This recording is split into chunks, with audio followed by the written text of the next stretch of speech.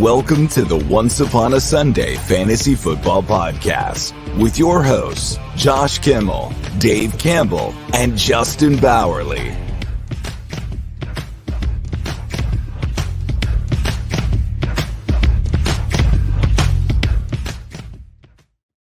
Welcome into the Dynasty version of Once Upon a Sunday Fantasy Football Podcast. Here, Friday, December 1st. I'm no sleeves because it's hot outside, but I'm beanie guy because I'm beanie guy now. Is your head's cold? This is my Dynasty look. You know, we sell beanies. We sell beanies. We have beanies in our shop. We do, but I bought this one last night at the Lightning game, so I wanted to. I haven't had a beanie in a long time. Haven't had a reason to have a beanie in a long time, but I'm like, this one looks cool. I like a good beanie. I have a Pacers beanie that I think I wore on the show a couple shows ago. Do you do balls on top or if I have the hat, sure. Do you know what that ball is for actually? No. So back in the day when it was invented, they put the ball in the hat because sailors would raise their head up and then hit their head like on something really hard. So they put that ball there to like prevent some of that like brain damage that they were getting. So it's kind of like the NFL putting those big things on their helmets during practice. Yeah, help them from like hitting their head and hurting themselves. Makes sense. The more you know from Once Upon a Sunday. Yep, there we go. I wonder how you learned that. Like, who just researches that? But it's good to know. TikTok. TikTok is not a reliable source. But speaking of TikTok, you can follow us on TikTok and Instagram and YouTube at OUSFF Pod. You follow us because I will upload this on the audio version of Finn's Talk Sports Network. We're live every Tuesday at noon, Wednesday at 8 p.m., and Friday at noon with your Dynasty recap. Viking Dave is not here today. Sometimes he'll be here, sometimes he won't. He's very busy today, unfortunately. But we do have, because he's the best Dynasty player we have.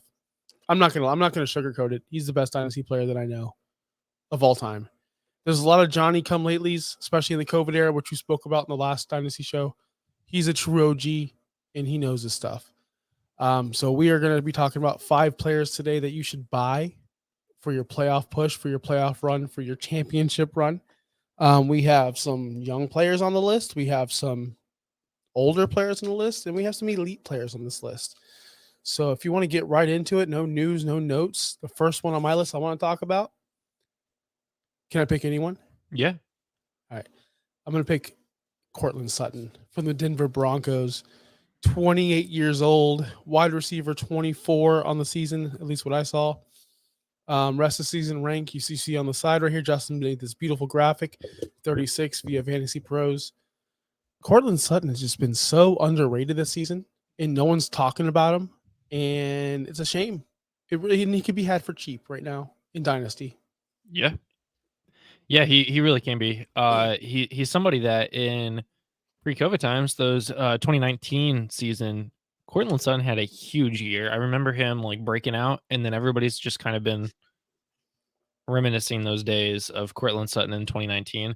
But he has come alive. Judy's a bum. Courtland Sutton is the truth in Denver, and Russell Wilson really likes him. Yeah, Russell Wilson does like him a lot, but he only averages 13.3 points per game. That's still good enough for wide receiver 24.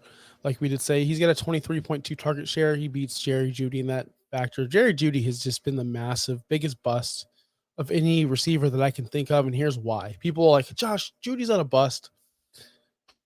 Well, he is, because he's still like good enough to be on your team, but not bad enough to cut, although I did cut him in redraft.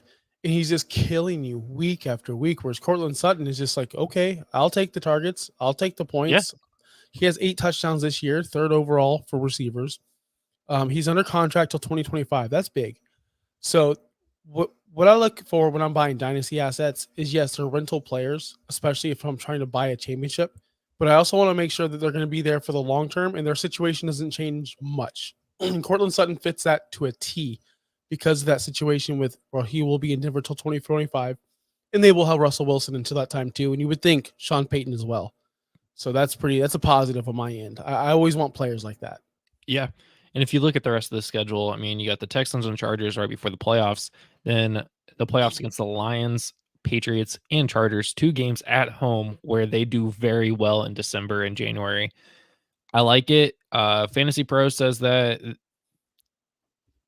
players score about their average for these games against these opponents, all 5 of them, and he's projected, anywhere between 10 to 11 points over the next 5 weeks. So if you need just a very solid 10 to 11 pointer for your flex position, Cortland Sutton's your guy. Now, people are going to ask, well, Justin, Josh, what are we trading? Like, what are we giving up to acquire a late second wide receiver 2? Like he's 24 right now, so he's late wide receiver 2. Like he's on the cusp of wide receiver 3 territory. What are you willing to give up on your team or from your team to secure maybe possible your wide receiver 4, but you just need someone because you need depth? The highest I'm probably willing to give up would be a second rounder, and that's probably a mid to late second rounder if you're on a pretty good team already, or if you have a pick from a pretty good team at least. You might be able to throw in a player, but that's really just to sweeten the pot to help them out. But I'm not giving up a first rounder for Cortland Sutton. He's not worth first round talent. You can get better things in the draft. But yeah, second, maybe 2/3, a future third or a future second and a third this year, something like that. You can get him pretty cheap.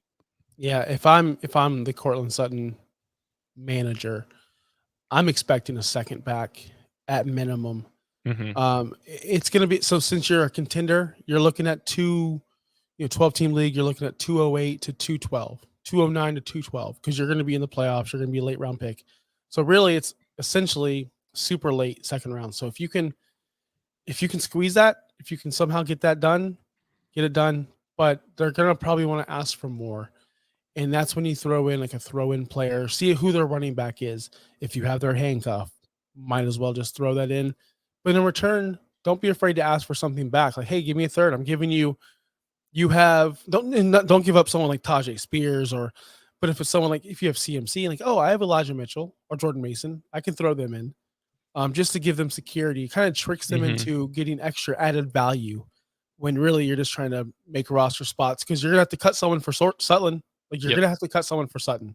Yeah, so you might as well give up a lower valued player as well. And what I do when I'm talking to players like this, I go, hey, to acquire someone like Cortland Sutton, I do need to make a move. I'm thinking about cutting 4 of these players. And I list out the players. I say, which one of them would you want? Because I'm cutting one of these 4 players. So would you rather me cut them, or would you rather add them to the deal so I don't have to cut them? That's what I do. It makes them feel like they have power. It makes them feel like they have like, oh, I'm making the decision now. I can pick the player I want from this team. When really you're just like, whatever, I'm cutting these guys either way. It's like, you could just straight up get this guy if you want him, or you can maybe put a waiver claim in for him and maybe get him. Right. So it's one of those 2 options. But yeah, it does make them feel a little bit more valued, and you can maybe swindle a 3rd round pick out of them. Yep, possibly, quite possible. So that's the number 1 guy, Cortland Sutton. Again, he's not going to win you leagues, but he's going to help you with that depth, because we all need depth. Everyone does. Do you want to kick it to the next guy? Sure. Let's go with Rachaad White. Younger guy. We know he's a younger guy. He's really stepped out this season, but his strength of schedule is looking pretty good. He's got Carolina, who's going to be his easiest matchup. If you start playoffs week 14 and you're one of those guys, this might be a good one to watch out for. Running backs against Carolina do a little bit better than their average, which is good news for you. Then he's got the Falcons, which is an average play there. The Packers, which running backs do better than their average there. Jacksonville's going to be a little tough. You might have a little bit of there, but the Buccaneers might be fighting. We don't know at this point. And then ended up with the Saints, again, another one where you get generally their average. So he's actually got a pretty good slate of games over the next couple weeks. Plus he gets you, even average for him is 13.5 points. So if you can go with 13.5 points, great. But if you look at what he's been doing all season, he's getting more than his average. He's getting 12, 17, 27, 15. He's getting points, and he's only 24 years old. This is his 2nd year in the league. So you're not just getting him for this year, you're getting him for the future too. And he is a future starting running back on your team. That's what I'm afraid of. So he's actually going to be 25. His birthday is coming up. He's 24.9 in the good old player profiler. So he will, like I said, will be 25. Let me look up his birthday. Rashad, not that it matters, because then we're going to talk about another running back who's the same exact age, 25 years old. White. January 12th, 1999. So in January, in a month, he will be 25 years old. Again, that's okay. It's going to be a little bit tougher to acquire this person because people still look at him as a second, year running back. You want those running backs on those rookie deals. You don't want a running back on that second contract. This one's going to be probably the most priciest player to acquire as I'm looking through the notes. No, there's one more who's pricier. I think there's one more pricier. Yeah. But this is definitely the second most pricier player on this list just because the perception of his age. I didn't find out till he was 25 until the notes said it, till I actually did the research. I'm like, wow, he's 25. Usually rookies coming in, what is his second year? I would think he's 23. So Yeah. I guess he was a very old senior coming out of college. Probably played a couple of years. I bet you he played 5 or 6 years in college. Yeah. I mean, I do like this move. It's just going to be very difficult to acquire him. You're going to have to give up at least a first round pick, I'm thinking. Mm-hmm.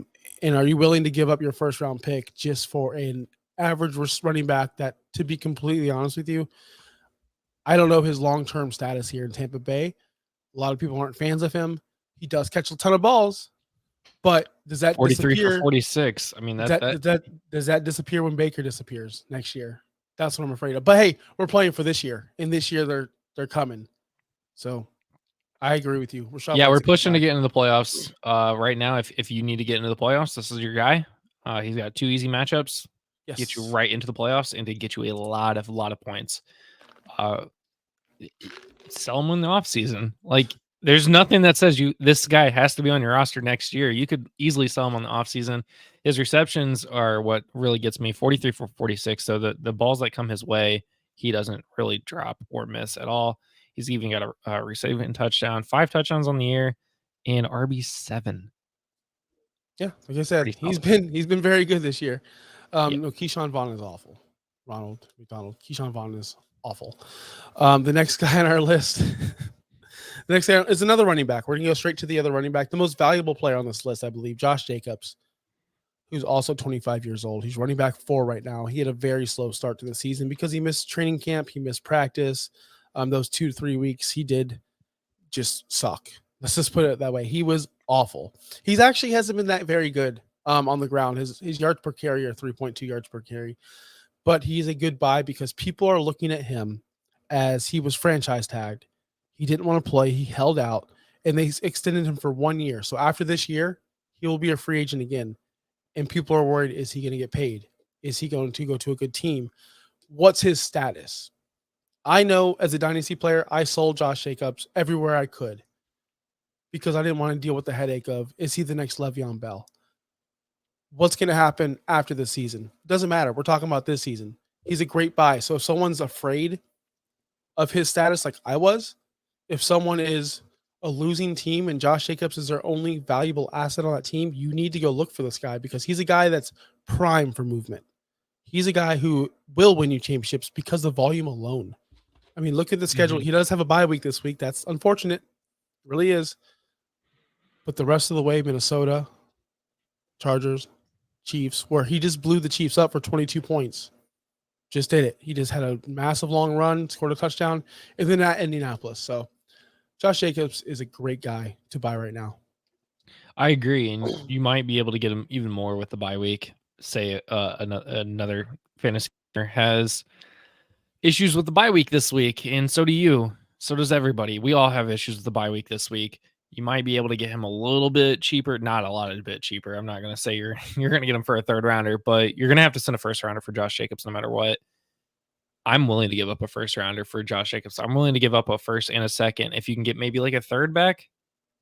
But Josh Jacobs is somebody that you should be going for.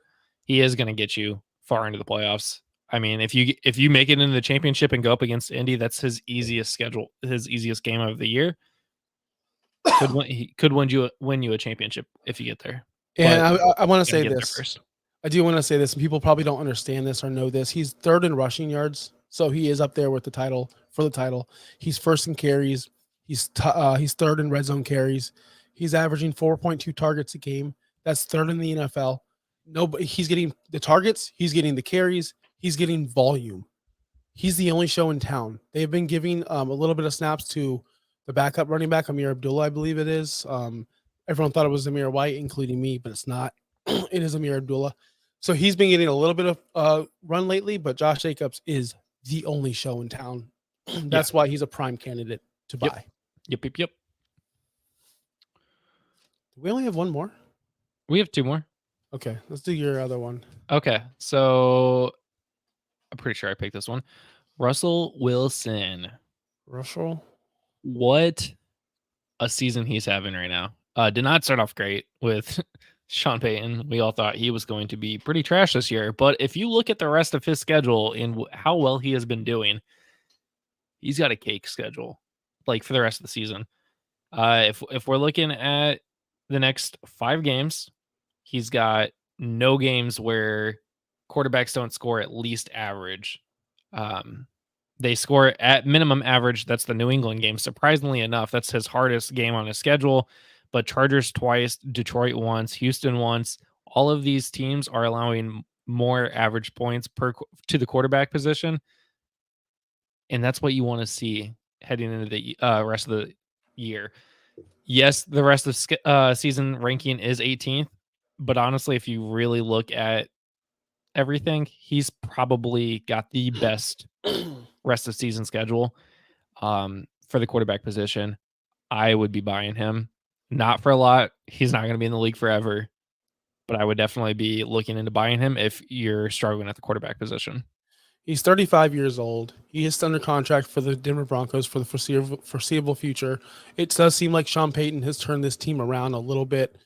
When I say a little bit, against Miami week 3, obviously they gave up 70 points, and since then they've been the hottest team in football. That's just not even the only problem with Russell Wilson. He hasn't thrown for over 200 yards, but once week 11 against Minnesota.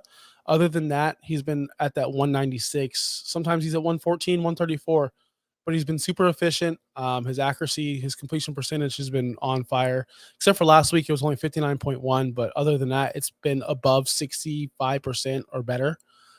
He is getting double-digit fantasy points up in that upper 18 range, which is you want to see. And this is mainly for super flex leagues. I want everyone to know that. If you have lost Deshaun Watson or Kirk Cousins or any of the any of these guys, you're desperate. You really are desperate out here. And if I had a super flex league where I've won 7 in a row. I am dominating. I have lost Aaron Rodgers and I've lost Russell Wilson and I've lost Deshaun Watson. All I have left is Tua. I had Russell Wilson in the preseason. I traded him. I'm trying to get him back because that's the kind of guy who's going to win me a championship. And I know I can get him cheap because of his age and because the guy who has him is obviously bad. So that's what you got to do, guys. In your dynasty teams, look for the teams that are bad. And if they have a player like Russell Wilson or a player like him, go out and try to get that player. Any means necessary to win your championship. Flags fly forever. They really do. I was looking at a league yesterday. It's been a long league. We've been in it for a long time. I won the league in 2019. Dirtbag Dave won it in 18, 2020, and 2021. So I broke up his dynasty. And that was worth it. I remember selling out that season to break up that dynasty, and it was awesome. So flags fly forever. Try to get your guys now, man. We do have a question in the chat that's pertaining to quarterback. So from Ronald McDonald, are y'all prefer Gardner Minshew or Russell Wilson non-dynasty rest of season? Colts fan, I'll let you answer. Russell Wilson. Russell Wilson for me too, because he is the more elite athlete, and I'm not saying he has more to play for, but he kind of does because that is his team and he's trying to earn respect from his coaching staff in the organization, whereas Gardner's just a fill-in, and we knew Anthony Richardson will be back next season. So what is Minshew really playing for? Well, and this is a non-dynasty question too. So non-dynasty. My bad. This is Dynasty Friday, Ronald. Yeah, Ronald. No, even still, I'm going Russell Wilson here, mostly just because if you've watched any Colts game, which I can't blame you, you probably haven't. They're all at 1:00 or 9:30 in the morning. Gardner Minshew has not been great. He does get the ball out. He does throw it a lot. That's great. The Colts are finally winning games. But if he gets onto the run, like if he has to run out of the pocket, which he does a lot, he's very inaccurate, and it And he really makes sucks to watch. dumb decisions. He makes He really very dumb does. decisions. We have like He's very boneheaded. He wants to make the good play, but yeah, it's hard. dude. So I do want to address this. My Dynasty League got disbanded. That is the absolute worst. That sucks. When you form a Dynasty League, you invest all this time and effort into the startup draft, and then you guys need to. I don't know how to say this. When you join a Dynasty League, I've seen it so many times this season and the season before. Everyone does it just because they want to draft. And once the draft is over, people lose interest. They just really do. And try to find a group of guys or girls or whoever that really enjoy the game. And we can find that in our Discord. Our Discord is open. You can find that in our DMs, Ronald. If you want to ask us, like, hey, do you have any leagues open? We always have leagues open, and our leagues never fold. So please contact us if you're interested. We want to get more people. Probably have openings at the end of the season too. So we always do. The last guy on our list, which is probably the best player right now besides Josh Jacobs, Big Mike Evans from Tampa Bay, 30 years old, wide receiver 9. He's in a contract year. Tampa Bay does not want to pay him or extend him. That's why he's balling out right now. He has no interest. If you watched the Buccaneers play this year, unfortunately. So when Mike Evans makes a big touchdown or a big catch, do you ever see him celebrate? Do you ever see him do anything? No. He is so disgruntled, so annoyed, so mad. He wants out or to get paid so bad, but he's still producing because he knows he has to get paid. He scored 2 touchdowns last week. And he just pulled a Barry Sanders and just handed the ball to he just says yeah. No, he gave him to the fans. He gave him to the fans. I remember that because there was Buccaneer fans on the road.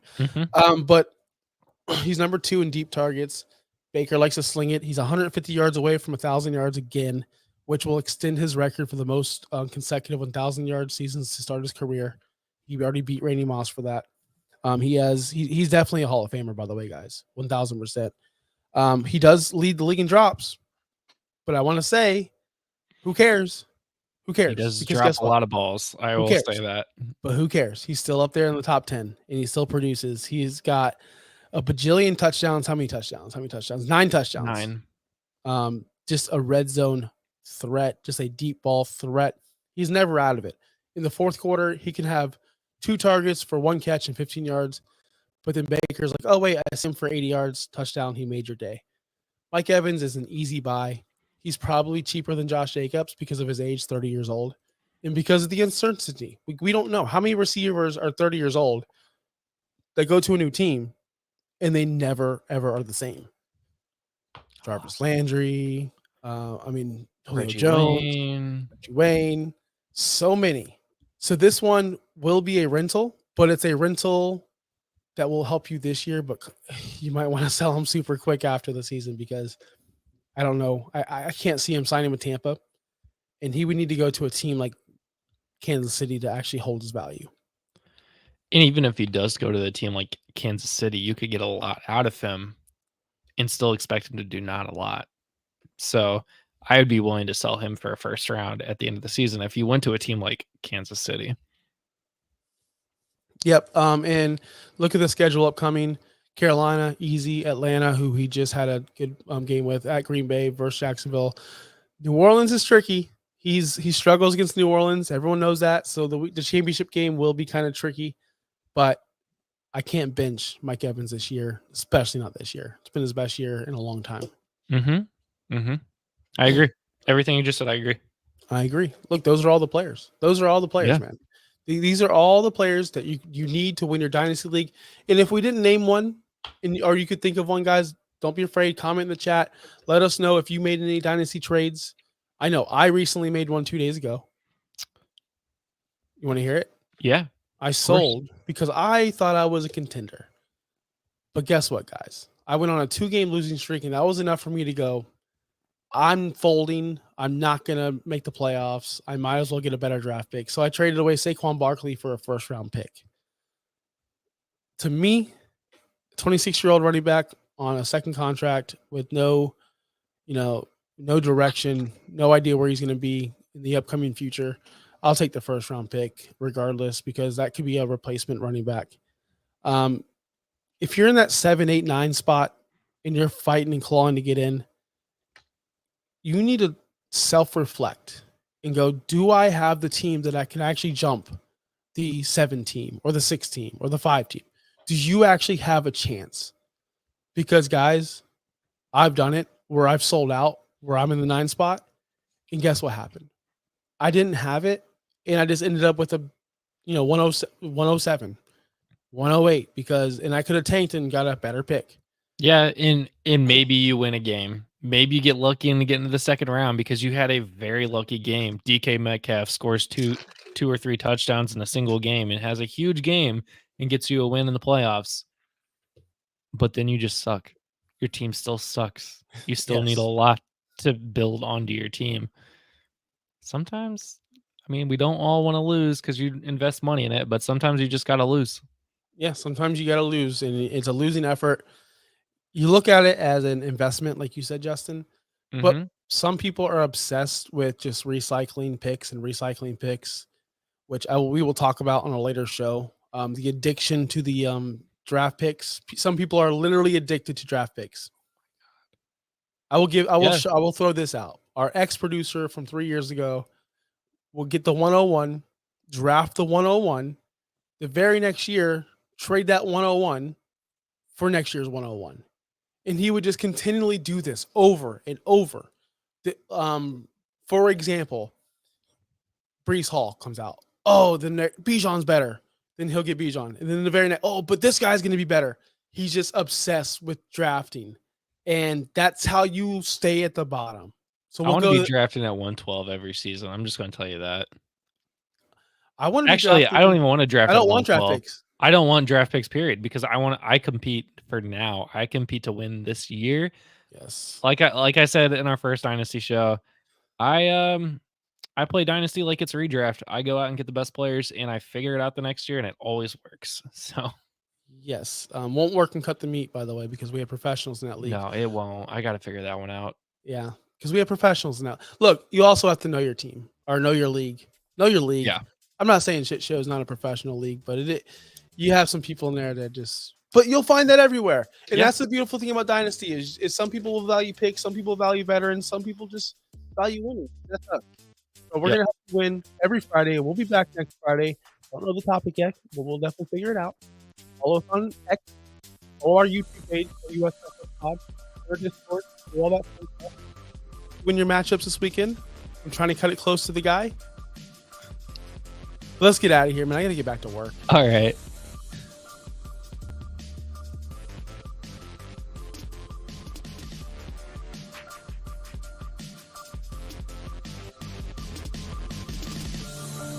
Thanks for listening. Be sure to like and subscribe wherever you watch or listen to podcasts. Follow on X and Instagram at OUSFFPOD. We'll be back next week for more ways to win your league.